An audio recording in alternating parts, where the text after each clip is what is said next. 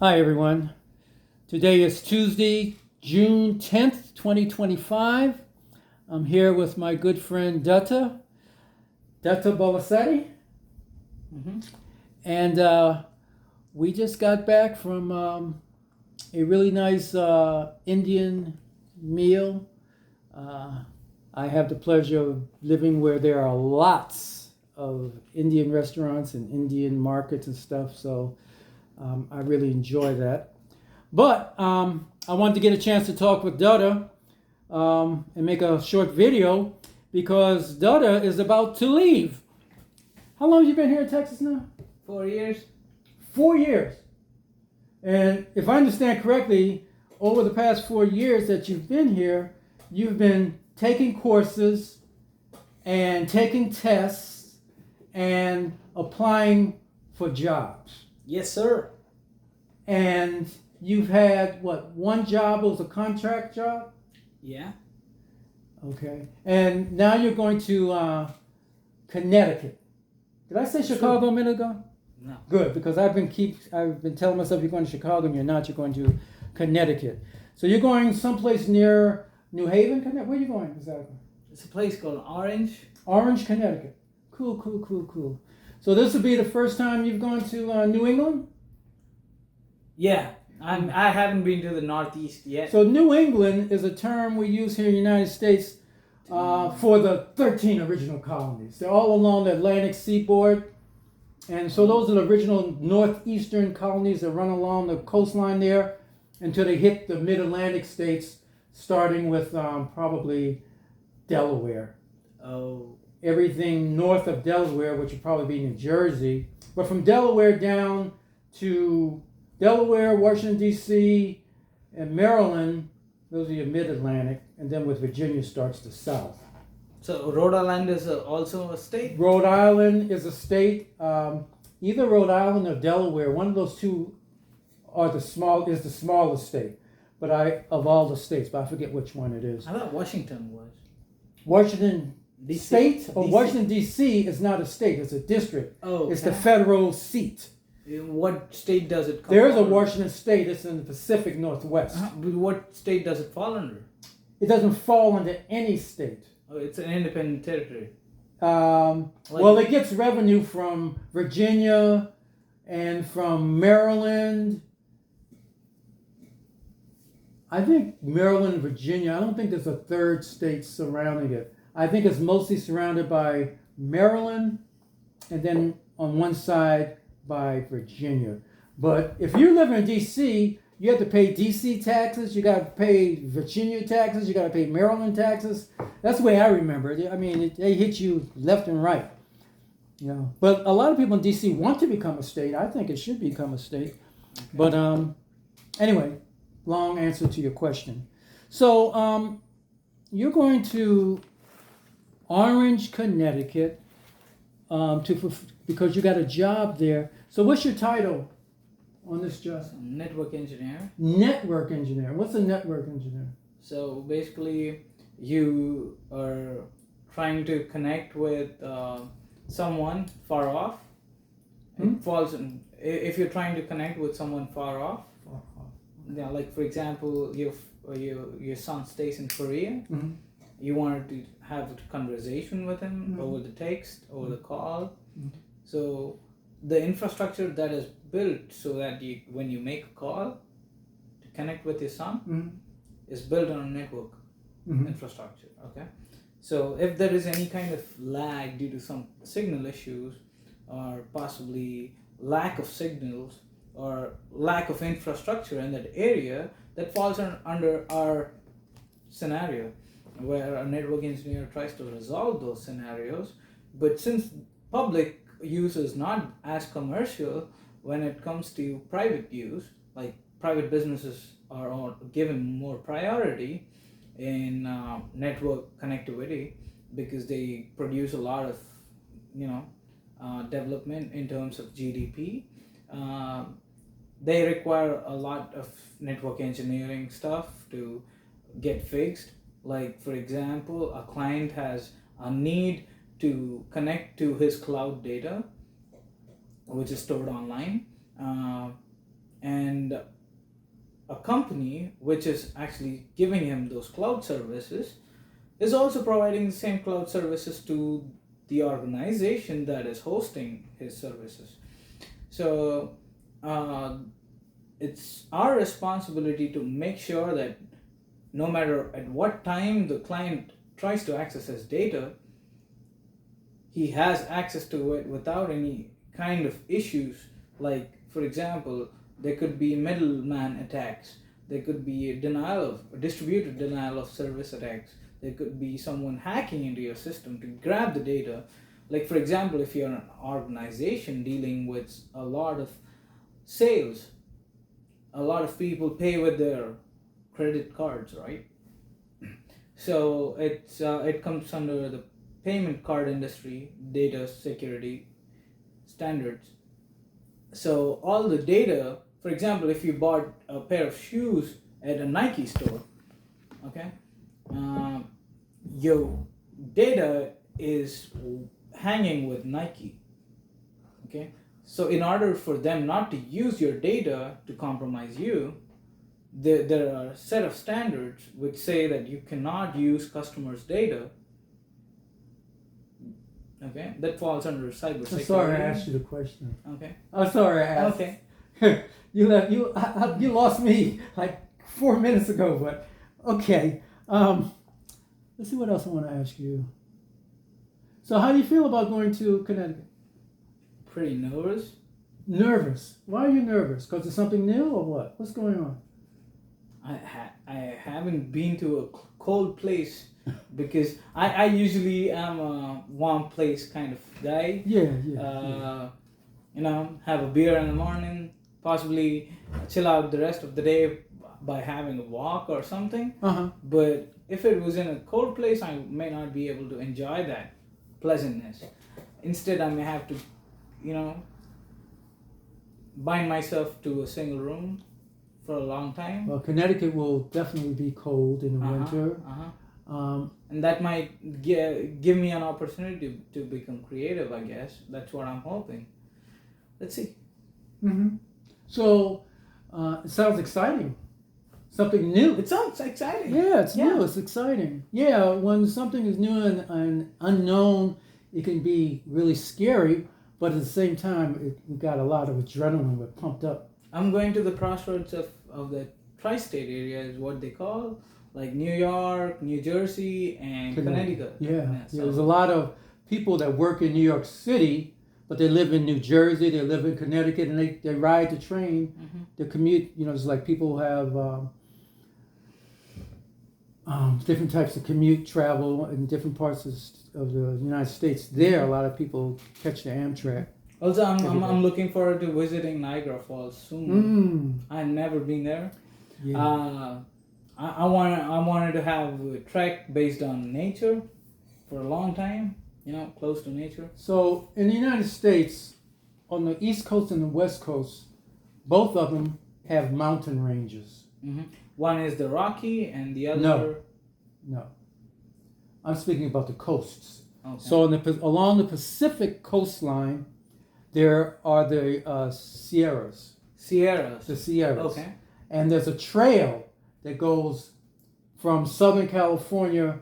I think it goes all the way up through Washington, pretty much up to Canada. Seattle. So up to Canada. So you can hike literally the whole length of the United States if you wanted to. Mm-hmm.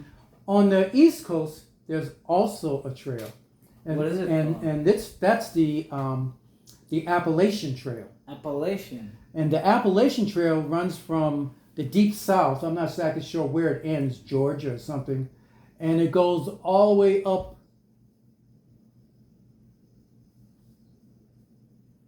I think it might go all the way up to New York. I'm not sure. You can check on it. But, and then in New York, they're the Adirondacks. And those Adirondacks probably run up to Connecticut where you are. You can look at it, but you have opportunities to hike there if that's what you. And then in Pennsylvania, I believe it is, there are the Poconos, and a lot of people go to at least they used to go to the Poconos in the summer. They'd stay there for the summer. There'd be all kinds of live theater and live entertainment and stuff. I don't know what it's like now, but you might want to check that out as well. Sure, I'll be looking forward to that. So what else do you think you're going to be getting into while you're there? What do you want to get into while you're there? I want to get in deeply immersed in the study that might, prove a bona fide of my career prospect. But I'm not sure, man. If there, I'm open to dating. I'm single right now. So how long is the contract for? They just said it's a long-term contract. We don't have any kind of specificity in that. Really? Yeah. You don't know how long the long-term contract is? If they like it, they're going to make me full-time is what they said. And if they don't like it, I guess the contract's over. Yeah. Yeah. It could be one day, it could be a year, it could be a couple of years. Let's not speculate on that. No, let's not. So, let's not speculate on the ambiguity of your future.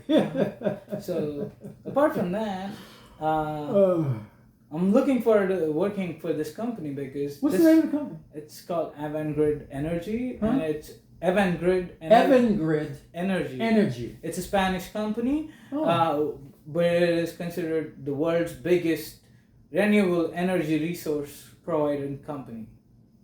So you're about to leave Texas. You've been here for, you said, 4 years? Approximately 4 years. So what are you going to take with you from Texas? What part of Texas? What's changed, or what memory, or what impression, or what are you going to take from these 4 years in Texas? What are you taking with you to New England now that you're leaving Texas? The amount of positivity that I found here. Oh, okay. Yeah. Okay, so for you, Texas has been a positive experience. Uh-huh. It's been more warm and welcoming than the Central American state called Kansas that I visited initially. Okay, we wouldn't call that Central. We would probably call that Midwest. Midwest. Yeah. Okay. Midwest. So I wasn't that welcoming, but once I was in Texas, I didn't think about moving to any other state. Kansas was not welcoming to you? It wasn't ever. Oh. What was that, the people or what? I guess so, because everyone was saying you gotta get back to your fucking country. That's what I heard. Really? That's what people were saying that to you? Yeah. So pretty much when I moved to Texas, I didn't feel that kind of hate, deeply embedded into people. Even though Kingsville is considered the birthplace of Ku Klux Klan. What? When you say Kingsville, what are you talking about? That's where I did my master's. You mean Kingsville, Texas? Kingsville, Texas. Okay. So when I've been there, everyone says that, oh my God, it's a birthplace of Ku Klux Klan, white supremacy and all that. But I never felt that kind of way. I made really good American friends there who were non-racist. Mm-hmm. And also moving to Austin broadened my horizon. Where's Kingston? Kingsville. Because we're 27, 28 miles north of Austin right now. Mm-hmm. Well, where's Kingsville? Kingsville is 70, 80 miles close to the Mexican border down so it's south. southern Texas, very close to the Gulf, very far from here. Okay. But still, very different part of very Texas. different part. It is an arid desert. But Austin, I love Austin because of all the greenery I used to see here a few years back. But I don't see that anymore here. Well, it's the development is so crazy here. You stop and think about how. But I initially came to Austin thinking that because of the greenery, I was on. That's what I did. That's why I bought here. But now that I see too much of traffic, it's time to move on. I mean, just think of how much change you've seen here in Larkspur in the past 4 years. There are a lot of phases of buildings that shot up. But it's okay. Everyone needs a place to stay. All the woods have gone. I mean, just the wildlife.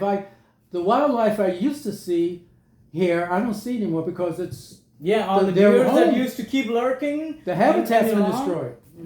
The whole habitat is destroyed. Yeah. True. That's why we need to encourage sustainability, and climate change needs to be addressed. And no matter how educated you are, no matter how uneducated you are, there is still a way to protect the mother nature, right? By using sustainable stuff. If you're using plastic, just avoid using that. Well, unfortunately, you're making good points, but I don't think for the majority of us anymore, we know what it means to interact with nature.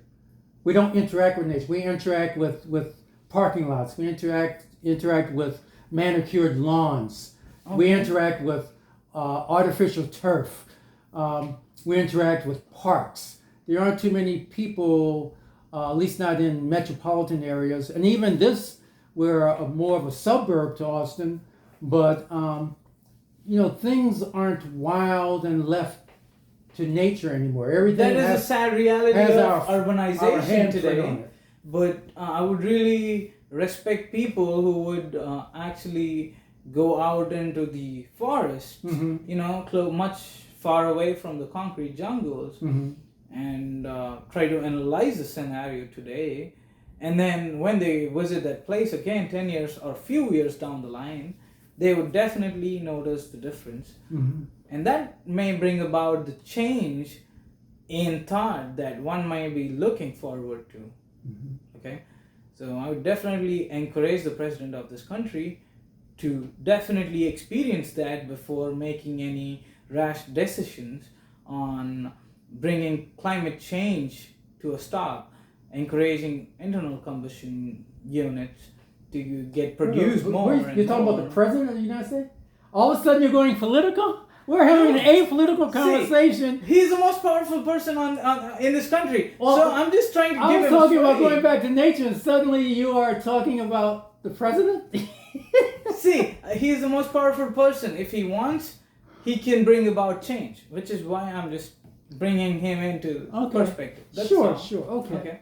Okay. Mm-hmm. Anything else you'd like to say about nature other than the president? Yeah, I always had this thought that I would meet someone special in this country, Uh-huh. but I'm still looking forward to that. But Okay. it's been 4 years, man. All right.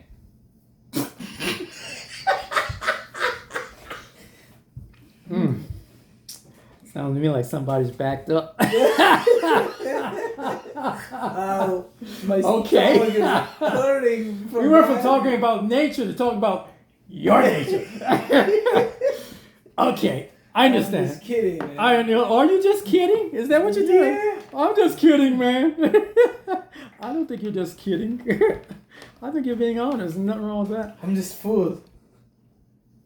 Nobody wants to know what you're full of. Stop the recording, man. No. We have a few more minutes to go.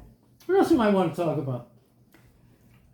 Like all the books that you read. The books I read? Uh-huh. What do you want to say about the books I read? You got a whole library full of books, man. Yeah, I do. That's pretty rare for someone to spend a lot of time reading about different cultures, theologies, mythologies, and stuff like that. Mythologies? Mm-hmm. So I was just curious, like the amount of knowledge you might have gathered over the past might have been very vibrant.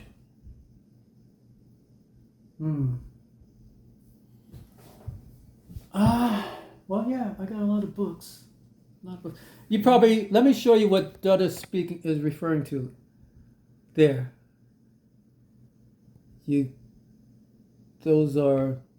That's one of my bookcases, and behind me, there, as well. So that gives you an idea of what he was referring to. Okay. There. I don't know what to say about the books. I have a collection of what I enjoy reading, and it's a variety of things. I've got books on sexuality. I've got books on psychology. I've got books on Ayurveda. A lot of different spiritual approaches, traditional and non-traditional, and then some various religious religions, books on various religions. A lot of that. A lot of it's historical, some of it's New Age, some of it's theosophical, some of it's Hindu, Buddhist, Zen. I've got a lot of fiction written by what we would call black authors. I'm having a hard problem with this term black now, but black authors, a lot of fiction, and then I go into some nonfiction by black authors, and then I have some science fiction and fantasy, some popular stuff like the Aragon series, Children of Blood series. What else I got? All of the Harry Potters, the Power of I Am Number One, and that whole series. I got a lot of things on some things from the 1920s that are sort of like mystery stories and stuff like that. Then I've got some science fiction over there. I've got textbooks. I've got classical literature like all of Shakespeare. Just a whole variety of stuff from when I worked for the government. Probably a few things from when I was in the military. I've even got a few of my high school books there, actually. That's pretty amazing, man. Well, thank you. Yeah, it's really hard to collect stuff. I've sold or given away more books than I have here, even though it seems like I have a lot. I do. I mean, I literally have them stacked up on the floor and whatnot, as you know, True. as you can see. But I've sold. At one time, I can remember one time I sold some books with 7 boxes. Wow. Like 7 banana box, those boxes the bananas come in. 7 of those full of books I sold. Wow. And that's just one occurrence. But yeah, I like books. I think what's more important to me now is not simply enjoying the book, but to digest it and try to figure out my level of understanding of what the author is saying, and what does it mean for me personally. What's my meaning? Rather than just adopting the author's meaning necessarily. Okay, so we're going to wrap this up. Thank you for mentioning my books. That would be a great seg, because in future videos, I probably going to delve. I'm not probably, but I will delve into some of my books. So thank you for mentioning them, and I'm glad you've enjoyed it. And matter of fact, as you know, I've given you a few books, some of which I have as well. I really appreciate sharing the knowledge with me. Yeah. So you're about to embark, my good friend, and I'm wishing you the best on this new adventure of yours. Every success to you, and stay safe, stay well. And unless you have anything else to say, I'm going to say 22 Skiddoo. Thank you so much You're for welcome. having me.